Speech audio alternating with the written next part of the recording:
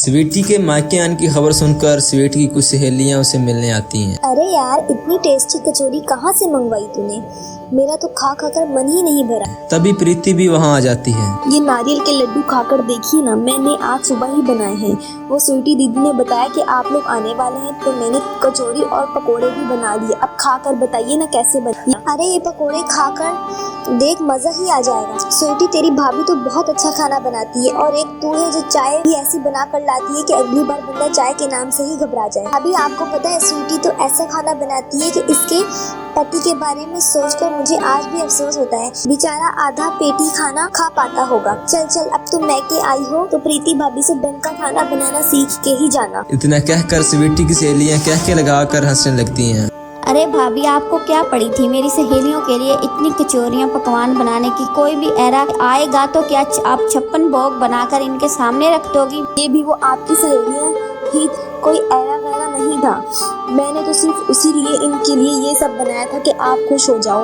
उल्टा आप मुझे ही सुना रही है। मेरी सहेलियों के सामने मेरा इत्तेमान करके खुशी तो बहुत हुई होगी, आपको खुशी क्यों नहीं होगी? तारीफ सुनने की आदत जो पड़ गई है, इसलिए हर समय बस मौका ढूंढती रहती हैं तारीफ पाने का।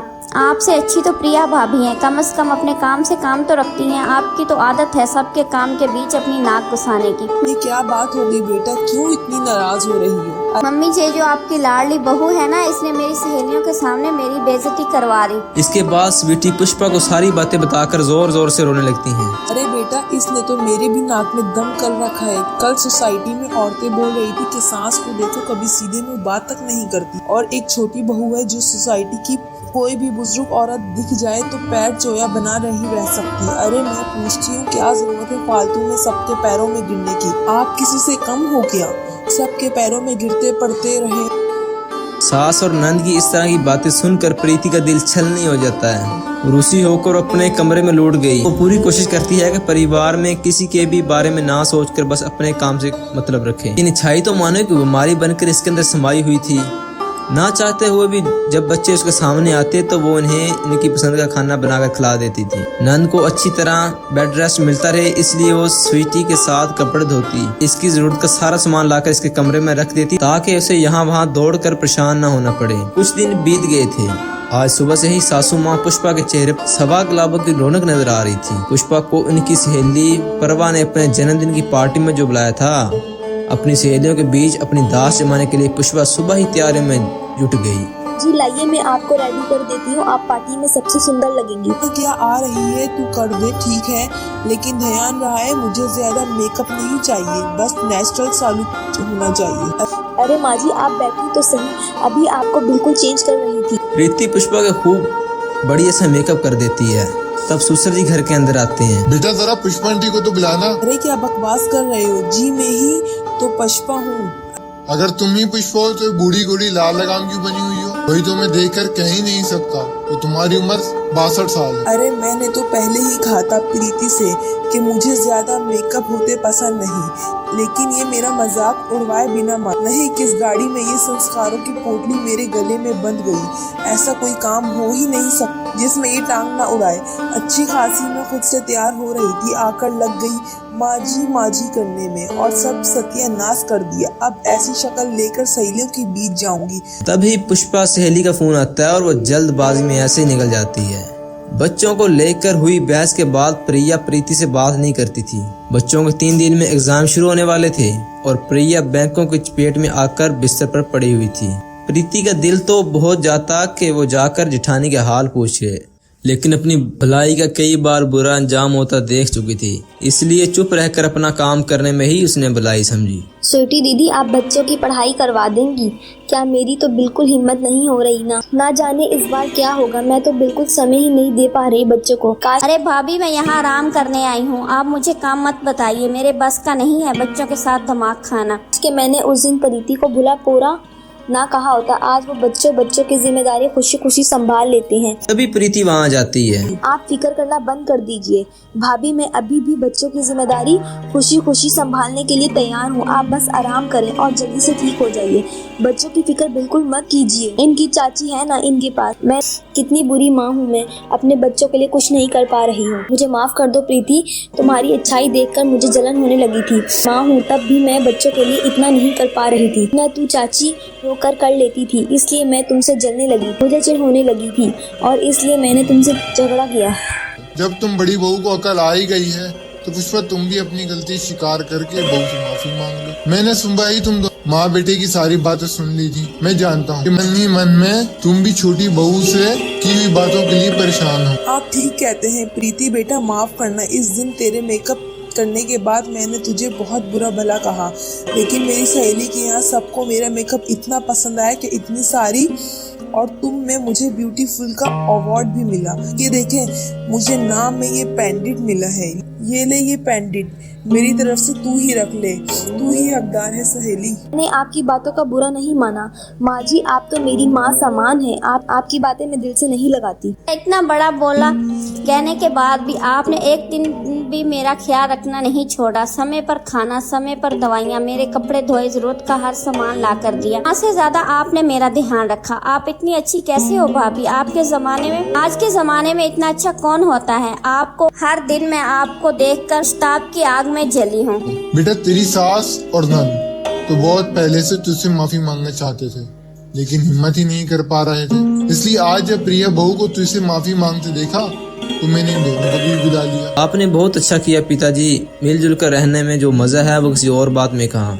इस बात पर खीर बनाकर सबका मुंह मीठा कराती हूँ। प्रीति की इतने कहते ही सब कह के कर हंसने लगते हैं, क्योंकि ये छाई की बीमारी अभी भी प्रीति का पीछा नहीं छोड़ रही थी। सुमित्रा की 2 बहुएं थी और बेचारी सुमित्रा अपनी दोनों बहुओं के बीच फंसी रहती है।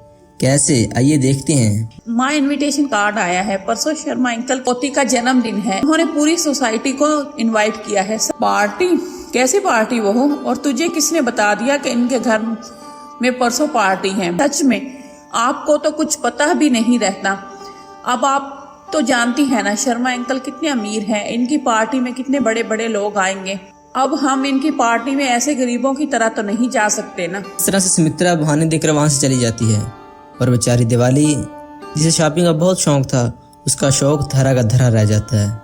अब तुम ही बताओ, हम इतनी बड़ी पार्टी में इस तरह से बनकर जाएंगे नॉर्मल लोगों की तरह? आजकल की पार्टी में कौन इतना सच सच के जाता है? जितने सिंपल बने रहो इतनी अच्छी लगती। अलमारी में मेरे पास तो बहुत सारे कपड़े रखे हैं जिसमें से अभी तक मैंने पहने भी नहीं। अगर आपकी शॉपिंग नहीं हो पाए तो आप मुझसे मेरी साड़ी ले लेना। मुझे तो बस गहने चाहिए। मेरे पास बहुत भारी गहने हैं, मुझे अब कुछ हल्का चाहिए। माँ जी हाँ, मुझे साड़ी खरीदने से रोक रही हैं और तुम्हें लगता है कि वो तुम्हें गहने के लिए पैसे देंगी? आप इस गलतफहमी से बाहर निकलो कि मैं कुछ करवा नहीं सकती। मुझे बहुत अच्छी से पता है कि माँ जी को अपने इशारों पर कैसे नचाना है। हाँ, आखिर मैं भी तो जानूं कि तुम ऐसा भी क्या खिलाकर माँ जी पर जादू करना चाहती हो और इन्हें अपने इशारों पर नचाने की कोशिश करना चाह रही हो। आप तो बस देखते जाइए। Let's watch. कुछ देर बाद दीपाली अपनी देवरानी नीता के साथ रसोई में खाना बना रही होती है और उससे अपना दुख शेयर करती है। इतना कहकर नीता हंसती हुई वहां से चली जाती है। बेचारी दीपाली, जो उस घर में नीता के आने से पहले आई थी, अब तक वो भी नहीं जान पाई कि आखिर नीता ऐसा क्या खिलाती है जो सुमित्रा हर वक्त छोटी बहू को ही गुनगाती रहती है। अब इस तरह सब खाना खाते हैं और खाना खाकर सब अपने कमरे में चले जाते हैं। वहीं दूसरी ओर दीपाली और नीता किचन की सफाई कर रही होती है। तभी वहां सुमित्रा अपनी दवाई ढूंढते हुए आती है। बहू, तुम दोनों में से किसी ने भी मेरी दवाई देखी क्या? ना दवाई मिल रही है और ना ही चश्मा मिल रहा है। हाँ जी, कुछ ना मिला करे तो मुझे बता दीजिए। रुकिए, मैं अभी आपकी दवाई और चश्मा ले आती हूँ। गीता फटाफट अपनी सास को दवाई और चश्मा लेकर आती है। चश्मा लगाने के बाद हमेशा की तरह दूध के साथ सुमित्रा अपनी दवाई लेती है। तभी ये नीता अपनी सास से कहती है, माँ जी, आज मैंने स्पेशल कचौरियाँ आपके लिए बनाई थी। कैसी लगी आपको? बहुत दिन हो गए ना, आपने कचौरियाँ नहीं खाई। छोटी बहू, ये भी कोई पूछने की बात है? तेरे हाथों में तो जादू है। तूने तो मुझे कचौरियाँ खिलाकर मेरी रूह को खुश कर दिया। वो तो आपका बड़ापन है माँ जी, वरना आजकल की सास इतनी खतरनाक होती है। शुक्र है कि मेरी सास ऐसी नहीं है। अच्छा मम्मी जी, मैं क्या कह रही थी कि शर्मा अंकल की पोती का जन्मदिन है और आप तो जानती हैं ना, वहाँ पर वीआईपी लोगों का आना जाना है। मुझे कोई शॉपिंग नहीं करनी, पर मैं बस सोच रही थी सस्ती सी ज्वेलरी खरीद ले, हल्के से सादा से, क्योंकि गर्मी में बहुत ज़्यादा भारी गहने वहाँ पहनकर जा नहीं सकती। आप तो जानती हैं ना आजकल का ट्रेंड। बहू बस अब समझ रही हो, और वैसे भी तेरे पास तो सारे भारी भारी गहने हैं। मैंने तो तुझे खुद ही कहा था कि हल्के गहने बनवा ले, पर मेरी सुनता कहाँ है कोई। कल मुझसे पैसे ले लेना और जाकर कुछ हल्के गहने लेकर आना, ताकि परसों पार्टी में अच्छे से पहन कर जा सको और 4 लोग देखकर कह सकें कि वो देखो सुमित्रा की बहू। सुमित्रा की ये बात सुनते ही दीपाली की आंखें फटी की फटी रह जाती हैं। अब क्या था, वो अपनी जुबान पर काबू नहीं कर पाती और अपने दिल की बात अपनी सास के सामने रख देती है। अरे अंगिता, तुमने सच में ऐसा भी माँ जी को क्या खिलाया कि इनके रंग ढंग हाव भाव बदल गए। दिन में जब मैंने शॉपिंग की बात की तो उन्होंने साफ साफ इनकार कर दिया, और अब जब तुम्हें गहने के लिए पैसे दे रही हैं माँ जी। बहू, मेरे लिए तुम दोनों एक बराबर हो। शॉपिंग करने के लिए मना किया था, गहने खरीदने के लिए थोड़ी ना। वो सामान खरीदो जो तुम्हारे पास नहीं है, पर तुम्हें तो साड़ियां ही लेनी है, जबकि पूरी अलमारी अल्ट कर रखी है कपड़ों से। सुमित्रा दीपाली को ही समझाकर चली जाती है। बेचारी दीपाली को कुछ समझ में नहीं आता कि इसके साथ क्या हो गया। अब इसी तरह कुछ दिन बीत जाते हैं और एक दिन, माँ जी 2 दिन हो चुके हैं टीवी को बंद हुए। टीवी ठीक करवा लीजिए ना। और ये फ्रिज देखें कितना पुराना हो गया है, कितना छोटा सा फ्रिज है, सामान भी सही से नहीं आता।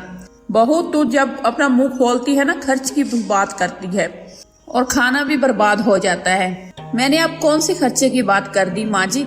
मैं तो बस सच बोल रही हूँ, सच। बेचारी दीपाली हमेशा की तरह बोल ही रही होती है कि सुमित्रा दीपाली की बातों को अनसुना करके वहां से चली जाती है, जिसके बाद दीपाली भी अपनी देवरानी की तरफ दिमाग लगाती है, क्योंकि दीपाली भी समझ चुकी थी कि सास को काबू में कैसे करना है। नहीं मानने वाली मेरी सास, जब तक इनकी मनपसंद चीजें इनके मुंह में ना ढूस लूं। माँ जी, अब मुझे भी पता चल चुका है कि आपको कैसे खुश रखना है। बस आपको कुछ खिला दूं ताकि मेरी बात आप मान जाओ। अब क्या था, दीपाली भी उनकी तरह अपनी सास की फेवरेट इडली बनाती, जिसे खाने के बाद सुमित्रा की खुशी का ठिकाना नहीं रहता। बहू, तुझे तो दुकान खोल लेनी चाहिए, तेरे हाथों में तो जादू है। मुझे नहीं लगता था कि हमारे पूरे मोहल्ले में तुझसे अच्छा इडली कोई बनाना जानता होगा। वैसे इडली का सारा सामान रखा है ना, मुझे कल नाश्ते में भी यही देना। हाँ माँ जी, मैंने तो बहुत सारा बटर बनाया है, अब इडली का सारा सामान रखा है, कल सुबह भी आपके लिए वही बना दूंगी। दीपाली अपनी सास को इडली खिलाकर उसका दिल जीत लेती है, पर ये क्या, अगली सुबह जब बेचारी सुमित्रा खाने के टेबल पर इडली का इंतजार कर रही होती है, तभी दिवाली छोटा सा मुंह बनाकर आ जाती है और अपनी सास से कहती है, माँ जी माफ करना, पर सांभर और इडली खराब हो गई। फ्रिज में जगह ही नहीं थी ना, कहाँ रखती इडली बनाने का सामान। अगर आप फ्रिज ले आती तो इतनी दिक्कत ना होती। टीवी भी बंद पड़ा है, पूरा दिन आप बोर होती रहती हैं। मेरा क्या है, मैं तो फोन से भी खुश हूँ, मुझे तो आपकी चिंता होती है। अरे बहू, तू तो कुछ भी बोलती है, मुझ पर आज तक शनि दियो भारी नहीं पड़े। फ्रिज का क्या है, मैं अभी अपने बेटों से कहती हूँ अभी घर में फ्रिज आ जाएगा, और इस फ्रिज की वजह से और नुकसान नहीं झेल सकती मैं। लो जी, जो सुमित्रा अब तक नए फ्रिज के खिलाफ थी, अब वही सुमित्रा घर में सुबह होते ही नया फ्रिज मंगवा लेती है। अब इसी तरह से दीपाली हमेशा अपनी बात मनवाने के लिए कुछ न कुछ अपनी सास को खिला देती और सुमित्रा बखुशी दीपाली की सारी इच्छाओं को पूरी कर देती। ये देखकर अंगिता अपनी अंदर जिठानी से जलन लगती है। सही है माँ जी, आपकी प्यारी बहू तो बस जिठानी जी हैं, तभी तो इनके हाथों का खाना खाकर आप इनकी सारी बातें कान नाक बंद करके सुनती हैं। छोटी बहू, ऐसा क्यों बोल रही है? मेरे लिए तो तुम दोनों बहू एक बराबर हो, आखिर तुम दोनों ही तो मेरी पसंद की हो, फिर मैं तुम दोनों में भेदभाव क्यों करूंगी? फर्क तो हो रहा है ना माँ जी। माँ जी, मुझे अच्छा खाना बनाना नहीं आता, इसलिए वो आपको हमेशा कुछ न कुछ खिला देती हैं और अपनी बात निकलवा लेती हैं, पर मैं क्या करूं, मुझे तो अच्छा खाना आता ही नहीं, सवाई कचौरियां खा खा के अब आपका मन भर चुका है। मैं ना आपको अच्छा खाना खिला पाती हूँ और ना ही अपनी बात मनवा पाती हूँ। एक बहू, मैं नहीं जानती कि तू किस बात पे नाराज है, पर अपनी जेठानी के बारे में ऐसा मत सोच, वो दिल की बहुत साफ है, और वैसे भी वो जो भी बात अपनी मनवाती है ना, अपना खुद के लिए नहीं करवाती। वो हमेशा ऐसी चीज मांगती है जिसमें पूरा घर वालों का फायदा हो, इसलिए तो अब अपनी नाराजगी छोड़ दे और गुस्सा होने से कुछ नहीं होने वाला। सही कहा आपने, मेरी नाराजगी से यहाँ किसी को कोई फर्क नहीं पड़ेगा, पर अगर जेठानी नाराज हो जाए तो इस घर में सब जेठानी जी के आगे पीछे घूमना शुरू कर देते हैं। ये देखकर अंगीता अंदर ही अंदर अपनी जेठानी से जलने लगती है, क्योंकि अंगीता को अपनी जेठानी की तरह खाना बनाना जो नहीं आता था। अंगीता अपनी सास से और अपनी जेठानी से इतनी नाराज हो चुकी थी, कोई बात सुनना या समझना नहीं चाहती थी। कुछ भी बात होती है अंगीता इस बात का गलत मतलब निकाल लेती है, जिस वजह से अब दोनों देवरानी जेठानी के बीच में भी अक्सर लड़ाइयाँ होने लगती है। तुम एक भी काम ठीक से नहीं करती, कैसे रोटियां बनाई है, एक रोटी गोल नहीं है। सही कहा भाभी जी, मुझे थोड़ी ना कुछ आता है, सब कुछ तो आपको ही आता है, तभी तो माँ जी आप ही के गुण गाती है। मेरा तो इस घर में होना ना होना एक बराबर है। जब पहले माँ जी तुम्हारे गुण गाती थी और तुम्हारी इच्छाइयों को सबसे ऊपर रखती थी, मैंने तो तुमसे कभी लड़ाई नहीं की, पर वही माँ जी अब जब मेरी दो बातें सुनने लगी तो तुम्हें मुझसे जलन हो। मुझे क्यों जलन होगी? अगर मुझे जलन होती तो माँ जी को कैसे खुश करना ये तरीका मैं आपको कभी ना बताती। जलती तो आप मुझसे है, तभी तो हमेशा माँ जी के लिए कुछ ना कुछ अच्छा बनाती हैं और इन्हें मेरे खिलाफ भड़काती रहती हैं।